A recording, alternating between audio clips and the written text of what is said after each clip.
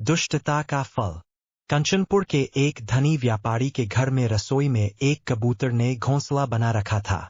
किसी दिन एक लालची कौवा जो है वो उधर से आ निकला। वहां मछली को देखकर उसके मुंह में पानी आ गया। तब उसके मन में विचार आया कि मुझे इस रसोघर में घुसना चाहिए, लेकिन कैसे घुसूं ये सोचकर वो परेशान था। तभी उसकी नजर वो कबूतरों के घोंसले पर पड़ी। उसने सोचा कि मैं अगर कबूतर से दोस्ती कर लूं तो शायद मेरी बात बन जाए। कबूतर जब दाना चुगने के लिए बाहर निकलता है तो कौवा उसके साथ साथ निकलता है। थोड़ी देर बाद कबूतर ने पीछे मुड़कर देखा तो देखा कि कौवा उसके पीछे है। इस पर कबूतर ने कौवे से कहा, भाई तुम मेरे पीछे क्यों हो? इस पर कौवे ने कबूतर से कहा कि तुम मुझे अच्छे लगते हो, इसलिए मैं तुमसे दोस्ती करना चाहता हूँ।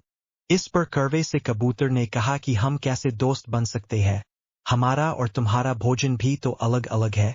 मैं बीज खाता हूँ और तुम कीड़े। इस पर कौवे ने चापलूसी दिखाते हुए कहा, कौन सी बड़ी बात, मेरे पास घर नहीं है, इसलिए हम साथ साथ तो रह ही सकते हैं न, और साथ ही भोजन खोजने आया करेंगे, तुम अपना और मैं अपना।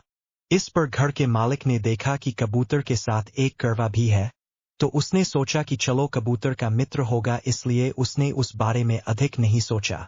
अगले दिन कबूतर खाना खोजने के लिए साथ चलने को कहता है तो कौवे ने पेट दर्द का बहाना बनाकर मना कर दिया।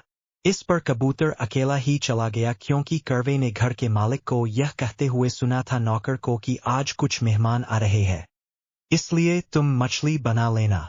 उधर कौवा नौकर के रसोई से बाहर निकलने का इंतजार ही कर रहा था कि उसके जाते ही कौवे ने थाली और जपटा और मछली उठाकर आराम से खाने लगा।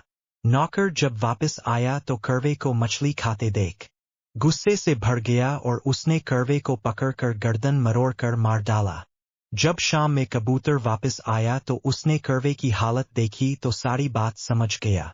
इसलिए कहा गया है, दुष्ट प्रकृति के प्राणी को उसके किए की सजा अवश्य मिलती है।